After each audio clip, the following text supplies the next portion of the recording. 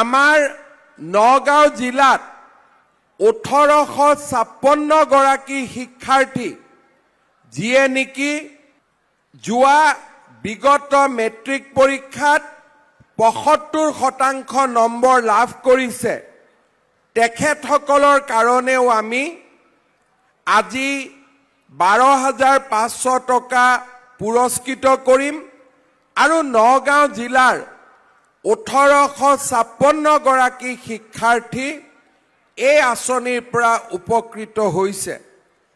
ঠিক তেনেদৰে নগাঁও জিলাৰ 16,560 গৰাকী শিক্ষাৰ্থীক যি নেকি নৱম মান শ্ৰেণীত পঢ়ি আছে তেখেতসকলক আমি আজি এই অনুষ্ঠানৰ জৰিয়তে চাইকেল প্ৰদান কৰিম। ইয়াৰ উপৰিও আমাৰ ৰাজ্যখনত যাতে শিক্ষা গ্ৰহণৰ ক্ষেত্ৰত দৰিদ্ৰতা প্ৰতিবন্ধক হ'ব নোৱাৰে তাৰ বাবে আমি আন বহুবোৰ আঁচনি ৰূপায়ণ কৰোঁ।